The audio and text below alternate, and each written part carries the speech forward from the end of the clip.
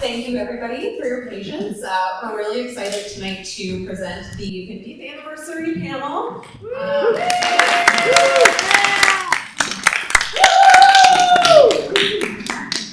Yes, they are all 50 years old. But truly, without all of the people here in front of you and so many others who aren't here with us tonight, we would not be here. These are the people who started the trail, the association, and they knew the people who actually made the trail possible way back in the 70s. So we're going to talk a little bit about that tonight. I just want to give a little bit of an update on the timelines because we are running just a tiny bit behind. We are going to end this around 8 p.m. just so we can move on to the music and we can all jam and have a great time. But I will keep us on time and I will try not to let these guys tell you every single story because they do have a lot of them. But first, I will start by asking everybody to introduce themselves and tell us why they are here tonight. We'll start with you, Wayne. Oh, and you can grab a mic, just switch in between you. Okay, my name is Wayne Marshall, and I've been involved with this organization. We'll tell a little bit more about that later, how that happened. But since 1995 is when I started, or got even to know about the GDT. 1995.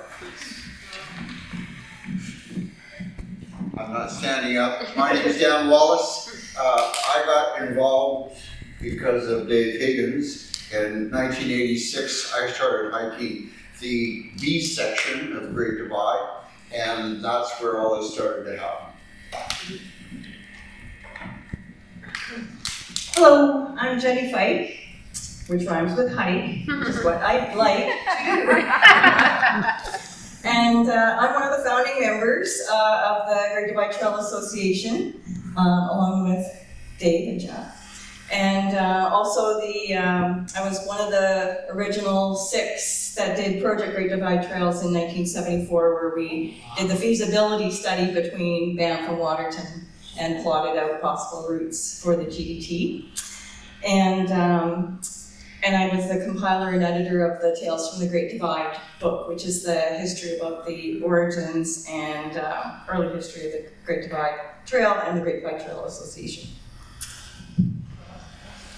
I'm Dave Higgins, and it's her fault that I got into this thing because we were dating at the time, and they were short of another person to join this group of 6, and I jumped at the chance and quit my job to do it. So, just a word of advice to everyone: be careful what you say yes to, because it's 52 years now I've been doing this, but I'm still enjoying every minute of it, and I'm fairly heavily involved in ongoing construction and maintenance on the trail.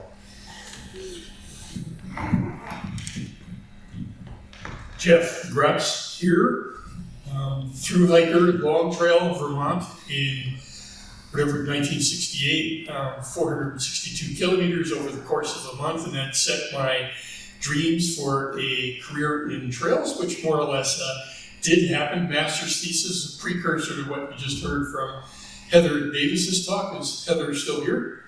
She's not gone, but an impact study on selected trails in the Yoho National Park. There's a lot of talk at the time of what was trail impact. No one had field techniques to assess that, so I put those techniques together in a neat, tidy package that was all backpackable. So it's neat to hear the progression to where Heather has gone with that. And saw a presentation at the U of C Science Theater in 1974, perhaps? Yeah, September. Jenny. And that set my heart on continuing with trails, and we've been friends ever since, along with Dave and the other 2 folks here. So I'm honored to be here this evening.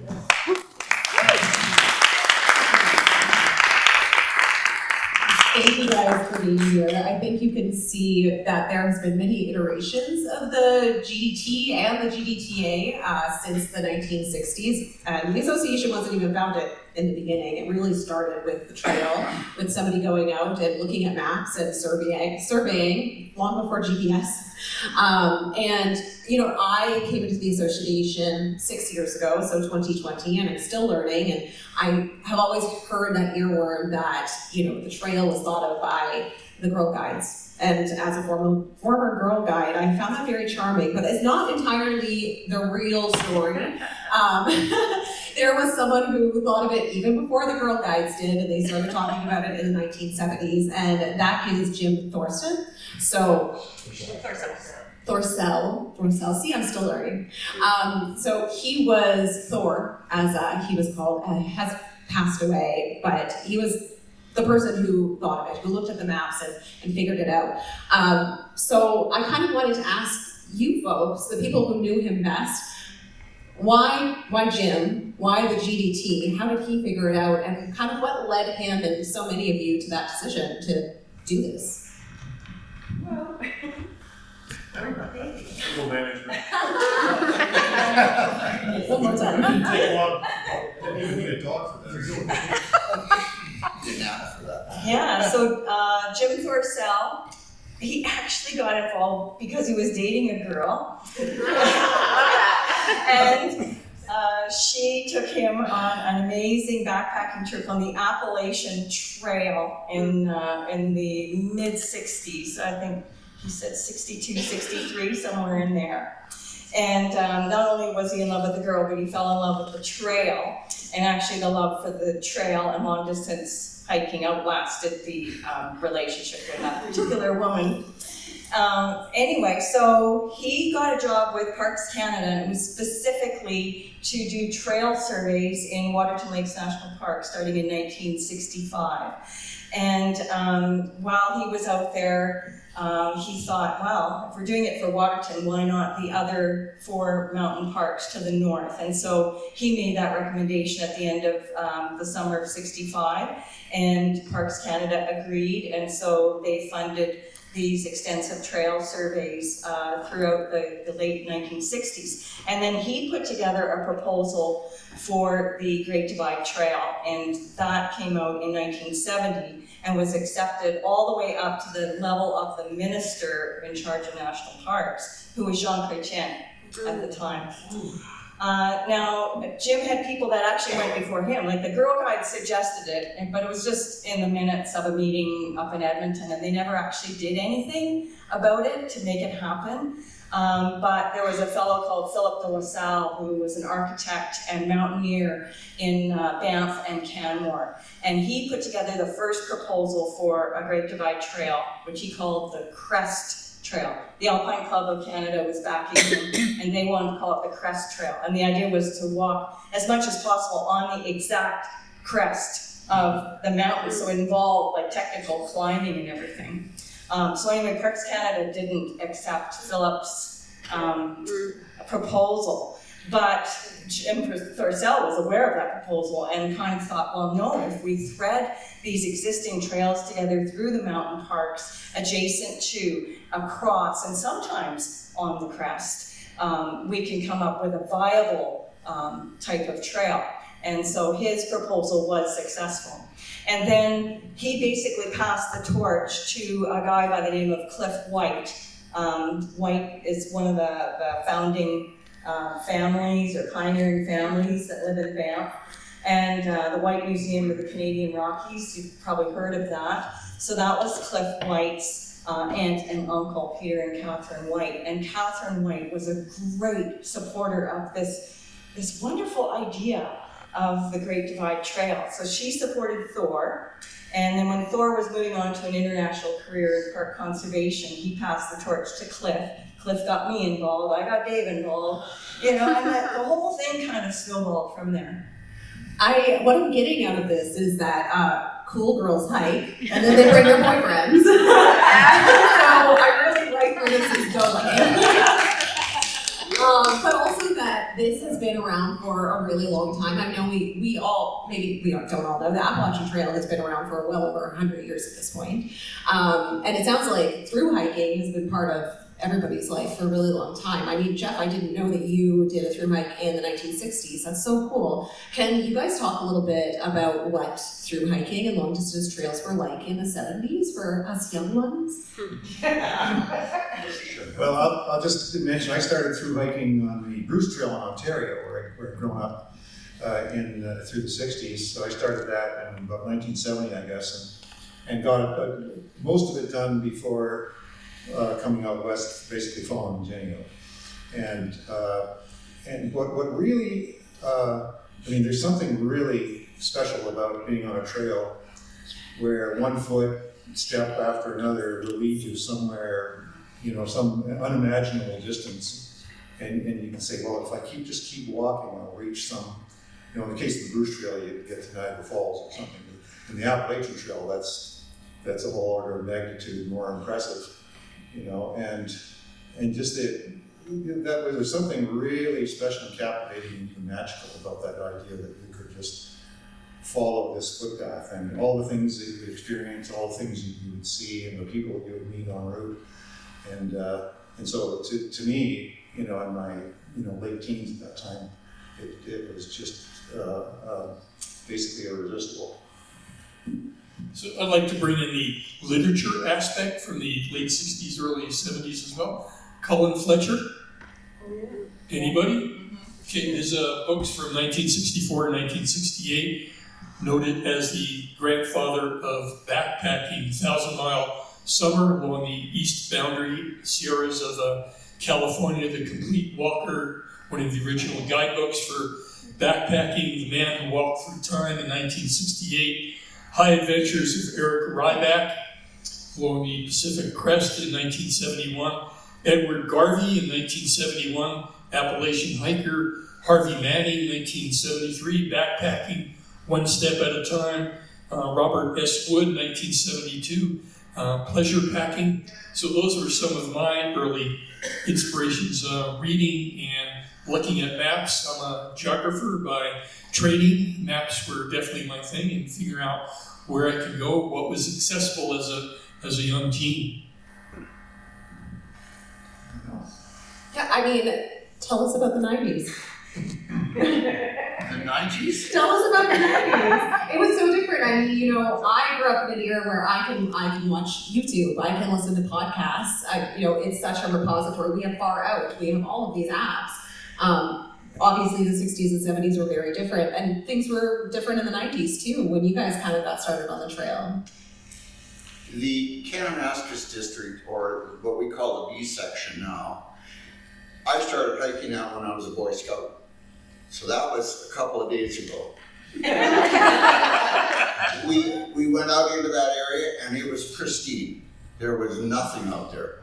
We had to chase cows away. We had to get, clean places to put tents. But that was the start of something that started me hiking. And it lived and grew. And that's how I started. That was a long time ago. Now, when we went back in 1986 to start hiking the Great Divide Trail, all of those tracks were there. Everything was there. No. I have seen very few untouched trails in my life, so I am very envious of the opportunity that you guys had. Wayne, do you have anything to share? Absolutely. I am not a hiker. Let's be clear. I've never backpacked before, so be careful what you sign up for. I was in Indonesia at a mine that was at the top. And this guy was with me. And we had 5.5 day work. Our work day was 5.5 days. We had Sundays off, nothing to do. So we started hiking in the jungle. There were paths. But those paths were used by the natives, and they were fairly short people. Your friend there is not. So my friend went first. He wanted to clear all the cobwebs for me. which worked out really well. So that is where I heard about it. I never knew about the Great Divide Trail. And he said that he needed a partner because he wanted to finish off his section, which is Section A, from Waterton to Crowsnest Pass. So I had to buy a backpack, whatever that was. I had no idea what I was getting into. I had no idea about bushwhacking or mountaineering or any of that. I was just following this guy. And I had a hard time keeping up to those long legs. And this is where we come. We'll have probably more to that story in a moment, but that'll start. Well, that's very analog, and actually segues really well into my next question. You've obviously hiked all at different times, or started hiking at different times. What were the biggest challenges starting out? Like when you were either building trail or getting out there, was it simply that there was no trail? Was there a slight path? How did you actually even navigate that? Can you tell me about how much more difficult it was back then? Well, I think we were fairly good at reading topographic maps. So you could actually look at a topographic map and you learned to see it in 3D, really. So you could pretty much tell what was traversable and what wasn't. And in terms of our project that we were working on in '74, that we actually had to do that because we needed to do transects of valleys. We would have to go across a valley and to find any trails, even game trails, that we would then catalog those, and identify, really steep slopes that were just, it was out of the question you'd ever put a trail there, for instance. But I think so the map, really the topo maps were our best friend. And we also used air photographs. And it was just, using the stereoscopes on air photographs, it was just like we were flying through the mountains. I don't know. It was just a really, really cool thing. I don't know, maybe people don't even know what an air photograph and stereoscopes are anymore, but it was our version of Google Earth, basically. And we spent a week before the project at the Institute of Sedimentary and Petroleum Geology just studying the entire 2,000 square mile, I still think of it in miles then, between Banff and Waterton and on either side of the Alberta-BC boundary. And we flew over all of that in our heads and using the stereoscopes. So we used the technology of the time, so it seemed pretty advanced to us at the time. And then what was the biggest challenge? What was the biggest surprise when you actually got out there? Oh. Yeah, Okay, well, give us a good story. Here's the big problem is that I don't know when they did the flights for that, was in the late 50s and early 60s? No, actually, because I'm actually another thing I volunteer on is restoring a mosquito. People may know that was a World War II kind of fighter bomber, but it was a perfect platform to do all the aerial photography of Canada post-war. And they had brought a bunch of them over here, and the one we're restoring is one of those. And so literally all of the topographic maps you have of the not settled areas, so virtually 95% of the landmass of Canada was photographed that way. So they all date from early 50s to the late 50s, all that information. But as Jenny was about to mention, a lot of the information was current in the maps we had to the mid-1950s. Yeah. So when you ask what was the biggest surprise, for instance, I think the very first day that Jenny and I were most of the summer, we would do work on this together as a team. We would go out into what we thought was a pristine valley and say, wow, there's the divide. We're only about 4 miles from the divide. And all of a sudden, there was a big road that we came to. Where this road's not on the map, or a gas pipeline. Or a mine, or a logging swath, So actually the amount of disturbance to the land, but not in all areas. Like some areas were still the areas that the other folks went to, the Upper Old Man, Upper Highwood, they were still pretty much pristine, and at the time. But certainly that was a shock. We had to adjust to that. And here I thought you were just talking about like blowdowns and avalanches. This is so much bigger than, you know, just a change that happens in the season. I can't imagine what it's like to go out now and see all of the changes. You know, we rewrote the High Rock Trail just a couple of years ago because of the impact. So that's crazy. Yeah, really quickly on the High Rock Trail, which runs from Highway 3 up to Dutch Creek. We wrote that area off in the mid-70s as a possible route for the GDT, owing to so much logging and other surface disturbances there. And but you know, time heals all wounds in this case. And it's amazing to see it out there now, and it's turning into wilderness again, and only 50 years on, right? So that's really awesome. The other thing was that we were trying to use existing trails wherever possible, and in 1974 there were some indigenous and historic trails and other trails that, from ranchers and settlers and trappers that existed on the BC side. And so we had recommended that the trail go over North Fork Pass, and then it was going through all underneath these beautiful hanging valleys, all the way down to Phillips Pass, and then coming across into Alberta again. And so that was the more viable route then. There was also a lot of snow hanging around the eastern slopes until like mid-July, and a lot of kind of rugged up and down. So those were other reasons why we suggested that the trail go on the BC side. And at that time, we were also looking to have 50-50 % of the trail in both provinces, because we saw it as, you know, being on Politically the right thing. Politically the right thing to do. I don't know. We just thought it was kind of cool to be that idea of trying to have 50% BC, 50% in Alberta.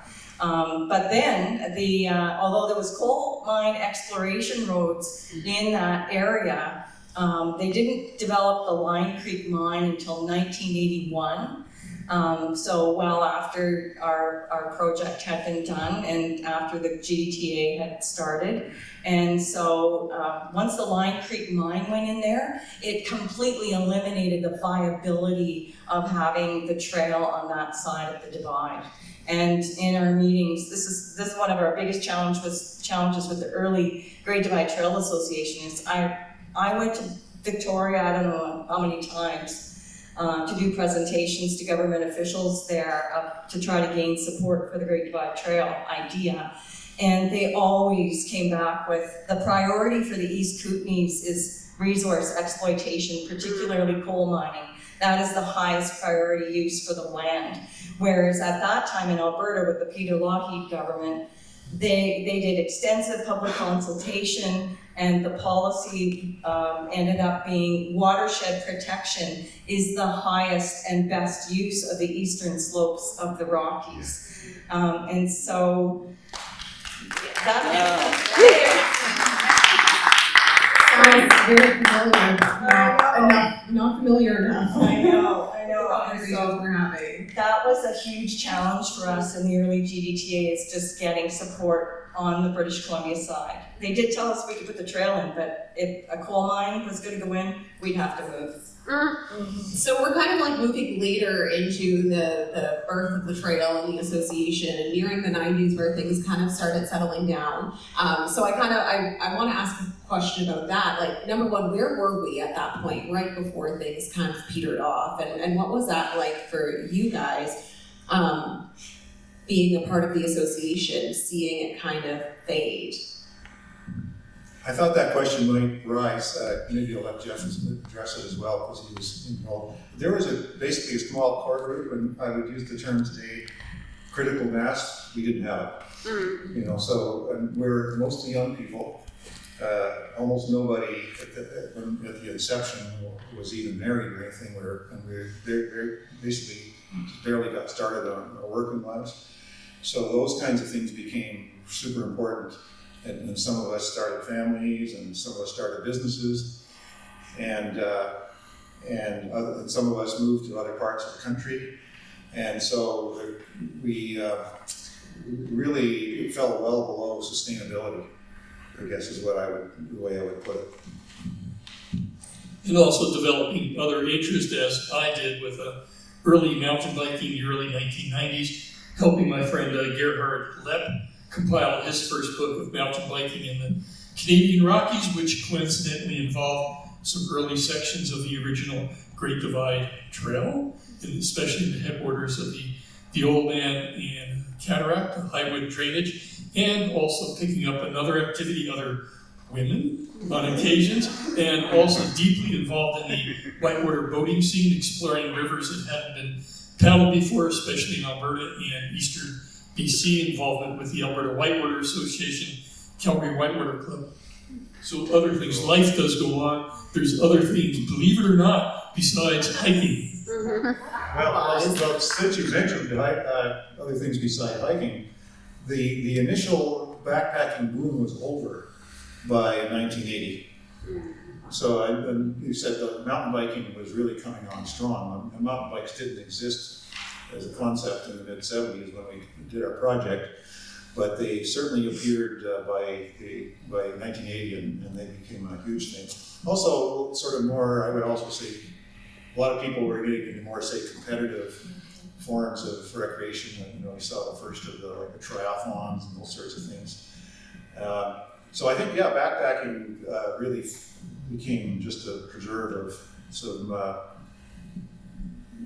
small percentage of the outdoor population, much smaller than it might have otherwise been, as opposed to more recently where it's gone way beyond what we ever would have seen back then, but for many, many reasons. I wanted to also point out really quickly, because some people that aren't super familiar with the whole project might be slightly confused, because we were talking about national park trails, and now we're talking about our trail being between Waterton and Banff. But our specific project in '74 was to link the parks and make a continuous trail from Waterton and the border all the way up through to Jasper or Mount Robson. And so the big missing link in that was this part of the trail where the Crow's Nest Pass is the focal point. And so that was the purpose of our 1974 project, really. And afterwards, the exclusive focus of the Great Divide Trail Association from its formation in 1976 was to develop that trail and advocate for the protection of the land through the establishment of the trail and so forth. I should mention that we did have older people involved in the early GDTA. Like our first president, Brian Pryor, was a high school principal and a trail builder on the Centennial Trail, and really well connected. And he was an amazing guy. And we had the Allens. There were several people, but by the 90s, they were starting to experience health problems and weren't as able to get involved. And that goes back to Dave's comment about critical mass. So you have these young people who are moving away. Like I worked for Parks Canada, I moved to Newfoundland. It was pretty hard to get involved when you're on the other side of the country. Poor excuse. Long before Zoom. Yeah, long before Zoom. But the other big factor in terms of why the early GDTA kind of withered away, and it was really just the association, the formal association that went inactive, because there was always a core group led by Dave Higgins who kept going out and doing guerrilla trail work, like informal stuff, like it was happening. But the big thing was there was a huge policy shift. So when the Don Getty government came in and then the Ralph Klein government came in Alberta, the policy changed from supporting wilderness trails and backcountry recreation to more off-road vehicles, ATVs. Like they were allowed to go anywhere they wanted, and with the technology improvements and ATVs, they could go further, faster, higher, and they did. And then the other thing was that resource exploitation was also given more free rein. So areas that had started to grow back, all of a sudden, more and more logging. And the volunteers, frankly, got really disheartened because we would build trail one weekend, and then the next weekend we'd come back and there was a clear cut there. So you had one part of the Alberta government giving a grant to the Great Divide Trail Association to build trail in a specific area, and then another government agency was allowing logging in the same area, and the loggers would try, they'd see the trail because we had our orange blazes there. They'd try to leave a little strip of trees along, so they were trying. But then this big windstorm would come and the trees would all blow down because there was no protection from the other trees in the forest. And soon it became easier for hikers to hike on the clear cuts than along the original trail. So this is why we lost critical mass, is because people just got discouraged because their work was not respected and was annihilated.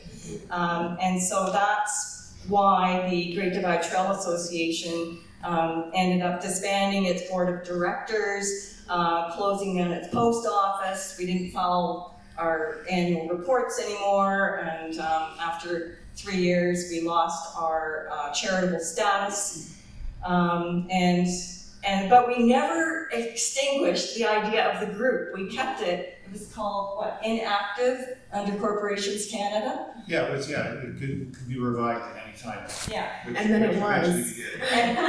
And we kept money, like the last round of membership fees that we had or whatever, we put into a GIC, which Don McGregor, our treasurer, had suggested that we should do that in case somebody, somewhere, would take up the idea again, because we believed that the idea would revive at some point. It did. And that truly could not have written a better segue, because I would love to talk a little bit to Wayne and Dan about the state that you found the trail and the association in when because I believe it was the Friends of the GDT that you kind of brought back, and now we're here. It was interesting because I was working at Saint, I was a teacher there, and I met a fellow and he wanted to go hiking. And he said, I've heard about the Great Divide Trail, but I don't know anything about it. So that's when we sort of pulled things together and we got a hold of Dave. And he gave us the original maps of the trail on this B section. And that's when we started hiking. Not me. Not Wayne, Wayne wasn't there. I started hiking with this other guy, and we tried to do as much as we could. We got all the way down the water, and we started to come back, and immediately lost all the trail. So when we finally got back, and it was early 80s, 86, 87. I mean, the trail was, there was a blaze, but that was all there was. And then Dave, with his map, was giving us enough information that we could only get lost at least once a day. And if you've ever bushwhacked, you know what I'm talking about. But there were some parts of it that were never built. The part up over Strawberry Ridge, down Cataract Creek, there was a piece there that was never put in because somebody said we can't do that because of some frog. I think it was a frog. What was it? Something a bit bigger. Yeah, Anyways, so you came down off the ridge and you had nowhere to go. And we were bushwhacking down to the Cataract Creek, and then the trail was on the other side of the creek. But I can remember that just like yesterday because I hated bushwhacking. So then we started to look at this, and then life gets in the way of living sometimes. So Wayne and I met in the 1990s in Irian Jaya, and we started hiking. So my time hiking got less and less, and then when he got involved, it became more and more. And that's when I came back to the Great Divide Trail again. And that's when we started hiking this piece, and then we got lost. So we finished his trek on the bottom here from, in my experience, my first experience backpacking, from Waterton to Crow's Nest Pass. So we finished that. I was happy, he was happy. And he says, I'm going to take you back and show you some of the things you're missing. So that's when we went back, but now we had class. We had a motorhome. So we would do day trips out of the motorhome, and he would take me to some of these places. Until we got, this was 1993, 2003. We were walking on Cataract Plateau up in that area, and the trail just stopped. Bush. And he really loved to do the bushwhacking. What is this? And we looked at each other and we said, you know, we've enjoyed our time on this trail from 1996 to 2003. It was time to give back. So that's when it all happened. He had a job, I had a job. So this was in the summer. His job was to find equipment. He had contacts. My job was to find these guys. Who did this? And where are they now? I was able to find Dave Higgins, who had some tools. Wow, we had some tools. All right. Then what we started with is we didn't have any money. We had no liability insurance. We had none of that. This guy, Dave too, had some contacts with AWA. You might know that group, Alberta Homeless Association. They offered to help us with liability. And I think Dave helped us financially a little bit there. Because AWA, for them to be involved, we could not use power equipment. No power equipment, which can understand loppers, axes, bow saws. Time consuming. Pulaski's. Yeah. All right. So that was our very first experience, which I want to tell you about. So we figured out, how can we do this without power? Well, horsepower. There was an outfitter down there. So we contacted them. We said we need to get equipment into the Great Divide. We decided Cataract Ridge, because that's where we lost it. So that's where we were going to go back. And so we got the outfitter all lined up, got our vehicles out there, all our equipment, the equipment that we had, you know, and we were setting up camp up. This was our first signature trip, 2004. We were going to go 2 weekends with the weekend between, 10 days.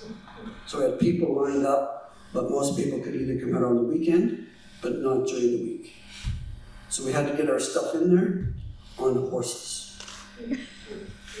Now, we have no experience with horses. And we thought the outfitter had experience with horses.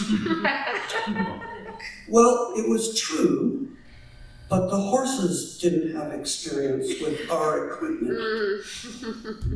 And one horse in particular, I think a spoon hit a pan. And the horse said, "I'm not doing this." And so back legs went up, and our stuff went all through the bush. And so that's how our trip started. Collecting our junk out of our good stuff out of the bush, putting it back on a different horse. We had to make 3 trips back and forth to get in there. And that's how we started with that. So after that, there was no more horsepower. We have ATVs now. Well, knowing I was involved with the light industrial mechanics program at SAIT, and I had a lot of contacts with people that had equipment. John Deere, Bobcat, Stell were absolutely over the moon to help us.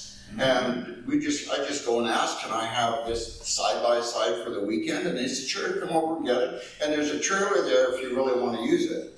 So all of a sudden we had equipment that we could get back. That's 11 kilometers from the road back into that trail. And if you're carrying all this equipment with everybody, that's a lot of work. So, and to get back in without everybody being completely bushed, it was the ideal way to do it. So John Deere gave us the first 2 years, but every time I called, they just put it on a trailer and said, come and pick up the trailer. Bobcat did exactly the same thing for 2 years, and then still, I just asked them. I said, "Do you have any of those demonstrator, saws?" All of a sudden, there was 2 of them sitting on my doorstep, and then all of a sudden, there was also an FS-80 bushwhacker with a blade on it. Boy, did that make it easy cleaning trail. But this is how, it was knowing people and talking to people and explaining what we were doing. And asking. As a professional fundraiser, you're never going to get what you want unless you ask for it. And I feel that we have had really great luck as an association, having incredible supporters from the Equestrian Foundation to Travel Alberta, who helped make all of this possible, to the businesses who have given us water and ice and gift cards. And I feel that the trail has been built on the generosity of so many people. People who've made donations and donated gear and equipment, but also you guys with your time. Can you just tell me a little bit about, seeing where the association is now and how far we've come? How does that make you feel? Because you guys were like the original crew. Let's get a little sappy. Start again. I'll have to think of it. Well, I'm over the moon personally about how this has all worked out, especially because I'm kind of in the opposite situation in the down years of the, through the late 80s and through the 90s. And, because I really believed so much in the whole project and much as I would have liked to, I couldn't sort of just do it all myself. And, it's kind of busy at the time. But just to see all the people that have kind of come in, like these guys here. These characters over here, I kind of liken them to the EMTs that show up when you have somebody in heart failure and they put the paddles. That's what they did. They revived the patient, and it was pretty much death's doorstep. And can't thank you guys enough for that. And you certainly inspired me to get, rededicate myself. And what they didn't mention is that first trip, and actually the next 2 after that we did with the Friends of the Great Divide Trail. One of the main rationales was to put these little 2-log bridges over some of the streams. And I can say today we've actually replaced all of those ones with really seriously good bridges. But that got me kind of going, like, hey, think of what we could do if we had more resources, with these footbridges. And we use helicopters a lot today, and soon we'll have a cable car. Yeah, we're doing a cable car next week. And so it's I feel like these guys. What these guys have really launched is a whole renewal and going on way beyond up to the next level and beyond for the whole project. Yeah, and also the people who picked up from what you did and did all the kind of not so glamorous, boring work, but to revive the Great Divide Trail Association.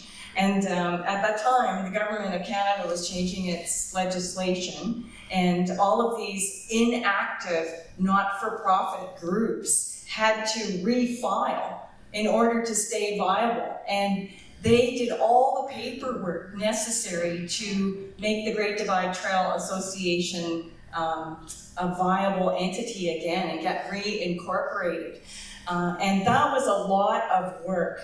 So Brad Valancourt, I think Dave Hockey was a big player in that as well.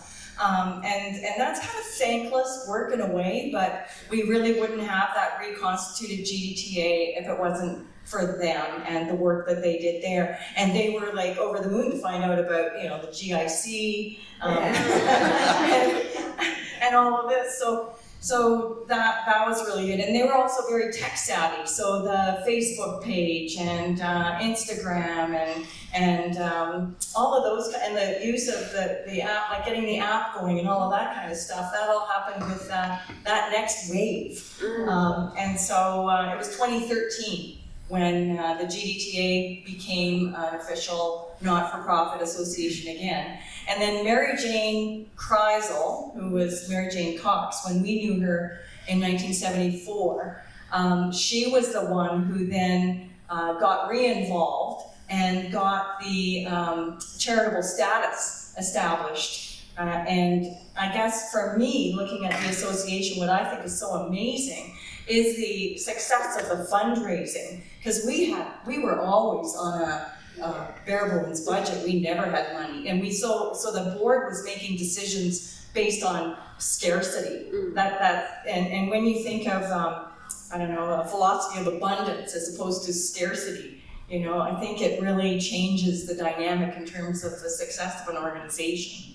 And I think also we had Diane Pahal as our first executive director, but she was just part-time, and we had to share her with the Alberta Wilderness Association and the NPPAC, which was National and Provincial Parks Association, precursor to the Canadian Parks and Wilderness Society. And now to have Kate full-time, and then other staff as well, who are really, really busy and involved, I think that's just phenomenal. And Jeff was on the very first board of directors for the GDTA. Well, I guess all three of us were. And on the first trail crew. So, like I said, We have the OGs here, but Jeff, yeah. I give think us something good. we've all been involved with all kinds of not-for-profit organizations, but I think we've all realized that in order for the organization to go to the next level, it needs dedicated time of someone who's very passionate about what they do and how they interact with the board. The board has been great. We found skill sets in particular individuals who really focused on what was their interest to really help the association get going. But certainly Kate Hamilton's involvement as an executive director took us to levels above and beyond. We wouldn't be here without Kate's assistance.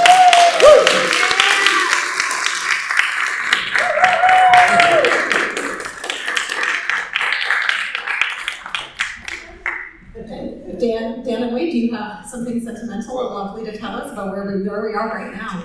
To give you an idea, when we did our first signature trail, I think in my head it was $120 for 5 days. That's what everybody paid. And that was all your food, that was the gas for all of the machines, that was everything to get in, and we had $120. And it was really, really hard to get 120 bucks then. Really hard. And yet, everybody that came out was quite happy to be involved. And that was wonderful. But today, what's $120 today? I mean, it's nothing. But it was a wonderful start. That was our whole yearly budget, wasn't it? That's just about it. But we tried all sorts of things. But every time we turned around, somebody was donating something. And that was feedback to us that we were doing something right. For me personally, it's just to see how far it has come. From where I got involved and what I knew at that time and what I see out here now, it's just mind-blowing where it's come and the contributions that people have made. But I'll tell a little friend of a story here that happened yesterday. And I think people might be here. I'm going to tell that story anyway. So I was out on the hike this morning, and I was talking with some people who I really didn't recognize, and I said, how did you get involved in this? And they said, well, it was a funny story. We were just visiting Coleman here, and we saw the theater sign outside. So we decided to come to a movie, because there was people here. So we said, we walked in, we paid our money, and we got this little bracelet. I basically never got a bracelet at a movie. What the heck is this? So they sat down and enjoyed the music and come out on the trail today. So I think we have some new members.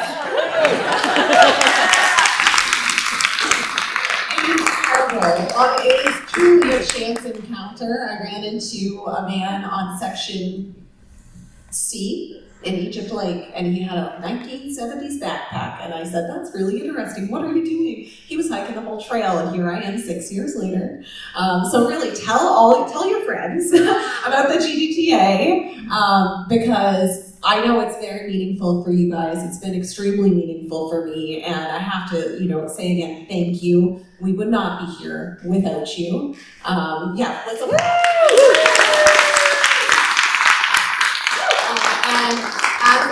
And we have a little thank you for you guys that I will get Kate to pass out now before we go to questions. So we have about 10 minutes, pretty fast for questions. I could talk to these guys all night. They're not edible. Yeah, it's not edible. Ooh, fun. Some of our beautiful mugs. And then we have something extra special, and I'll hand the mic over to Kate to say a little something. Thank you to Megan for hosting this evening. Really appreciate it. Now everybody has a sense of how important these people are, and others who are not here tonight. And we are celebrating our 50-year anniversary this weekend. And normally, actually, let me back up for a second. We have the best volunteers, okay? Almost everyone's a volunteer. I'm here because of all of the volunteers and how committed and passionate they are, as you can see from here. And it is so impossible, incredibly impossible, to thank everybody properly. Everybody who's involved with the trail, who gives any bit of time, money, gifts, anything that we need, they're always there to help. We try our best to recognize people. So normally, the Great Divide Trail Association, we recognize a handful of people at our AGM in September. Those people are nominated by the board of directors, our committee chairs, as well as other volunteers within the organization. But because it is our 50th anniversary, the board, myself, and other volunteers who have spoken to me privately thought it was very important and a great time to recognize somebody by giving them a lifetime of volunteering recognition. And tonight we're doing that. This person has been involved from the beginning. This person probably spends more time working on the GDTA and Great Divide Trail than I do, and I do a lot more than I do, than in my regular office hours. This person is on my speed dial. I would really like to welcome Dave Higgins to stand up here. Dave, Bridget.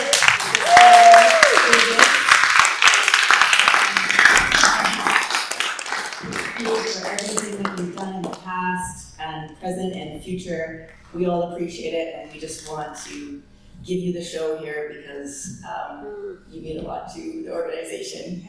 Well, let me assure you, I've got more out of it than I've put into it. Wow.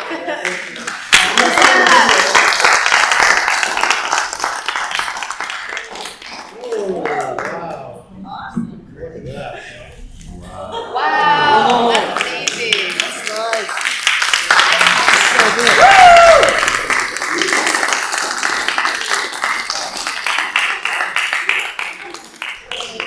And while he's looking at this beautiful charcuterie board that really probably isn't going to be used for charcuterie, it's going to go on your wall. I just want to mention I called him Dave Bridget Higgins because if you ever hiked a long distance trail, you often get a trail name. Dave did not have one, but he's put up so many bridges along the GDTA that we thought, bridge it. Oh, yeah.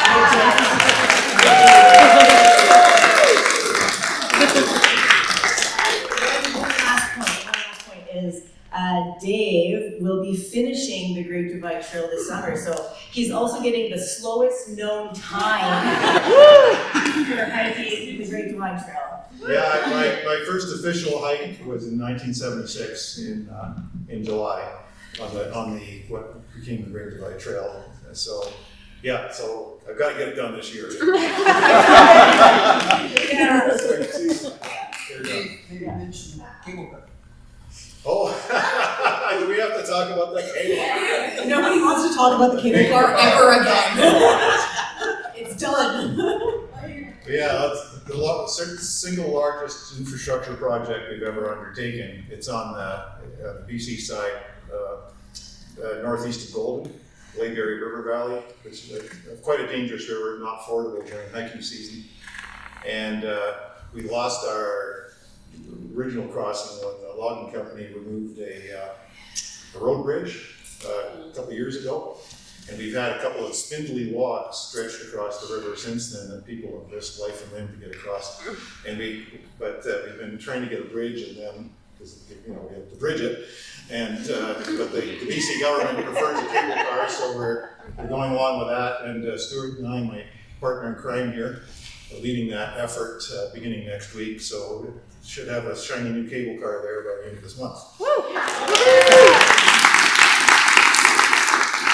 A long way from horses. So we have, like I said, about 10 minutes for questions, and then we'll wrap it up, and we're going to move on to some of the more incredible things that are happening tonight, mostly music on the stage. And then we hope we see everybody for the pancake breakfast tomorrow morning, and the mural reveal, and then also the hiker meetup tomorrow. So we hope to see everybody there, and if not, hopefully we'll see you back next year. But I'll open the floor to questions. Should have planted somebody. They go over everything? Okay, I've got one. Yeah. But at the very, very beginning, when you were starting it out, no, not at the very, very beginning, I think it has to be directed to you guys. Were there orange marks on trees, or how did you know where you were for sure? Anyway, what was indicating that you were on the Great Divide Trail? Well, Dave had already started doing these slash and burn. I think Okay. that's what we call it. Or no, Dave liked to have his hands in orange paint. Still does. And still does probably, but there were trees, but you were a long way away, and you're looking way down there and you're seeing something on a tree, and hopefully you're going the right direction, because sometimes it wasn't right. But most of the time it was. And that was in 1986, 87. And that's They were what still you around. found.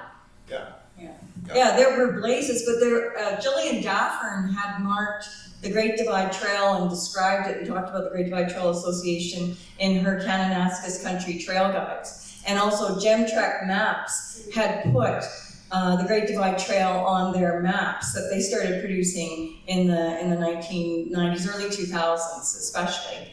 And so even though, this is why I say, it was the association that kind of went inactive, but the idea never died. And what kept it alive was having it in trail guides, like the trail guide to the Canadian Rockies. Brian Patton, Bart Robinson, they maintained Thor's original route, and it was in every single trail guide of the Canadian Rockies right up until 2000. Mention Dustin Lynx. And then Dustin Lynx, he came out with his Hiking Canada's Great Divide Trail in 2000, his first edition. And even though he completely missed the original Great Divide Trail, that he did different research. But anyway, he did get it started, and he was the first one to put the route that was north of Jasper in there. So, the idea was kept alive by maps, by trail guides, and those blazes, those orange blazes that we put on the trees. And Dave was the master blazer, and still is. Nobody can do a good blaze like him. And that idea of paint blazing on trees came from the Appalachian Trail. But and the Bruce Trail, which Dave and I were familiar with. So we were the ones who kind of pushed for paint blazing because it was less damaging to trees and less expensive than nailing, stuff into the trees. Yeah. And I think the Alberta Forest Service had a whole bunch of extra orange paint one year that they didn't know what to do with, so they donated it to us. And so that was one of the reasons we picked orange, but the other one was because we thought we had to have a different color than white, which they used in eastern North America. Because of the snow. how late the snow comes, how early the snow comes. And if you have white paint blazes, you know, it could just be a hunk of snow on a tree.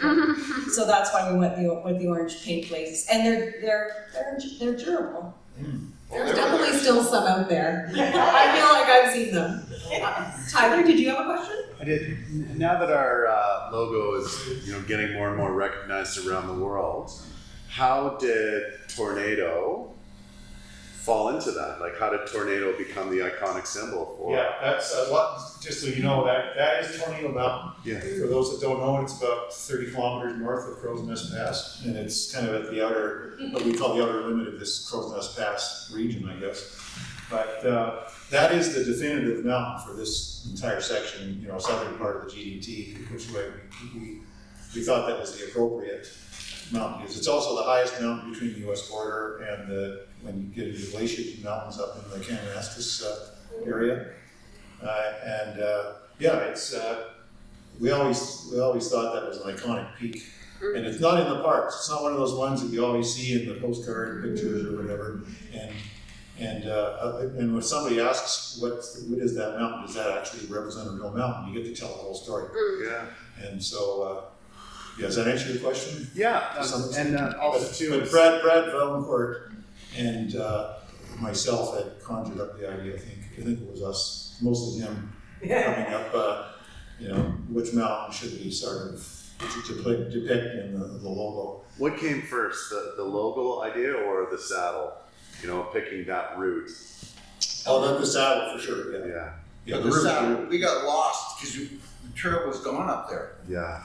It was terrible. I mean, we went up that trail and we got to a point, and to picture this, the whole valley was covered with snow lilies. It was just yellow. And glacier lilies. We went up to the top, we couldn't find the trail. It wasn't there anymore. So we decided, heck with this, set up our tents with these lilies in front of the door. It was gorgeous. And the next morning we got up, the sun was coming in with these lilies opening up. And we said, let's go back up there. There's got to be a trail. And then sure enough, we found it over top of the notch. And we skied down that hill on our packs with the covers. God, it was scary to stop. That's steep. It was. But we got down really quick. There was another logo which Wayne is wearing. Mm-hmm. This one. Another one that was designed by Dave. Yeah, back in the late 70s. That was our logo. We actually had a contest. We put it out to members, and so there was a contest to see who could come up with a logo. And that one was supposed to symbolize the Great Divide and the High Rock Range. It feels so interesting that this area has always been so central to the GDT. I had somebody earlier today ask me, well, why didn't you do it in Banff? Why, the trail goes through the park, but the GDT does not run through many towns. I think I could count them on one hand.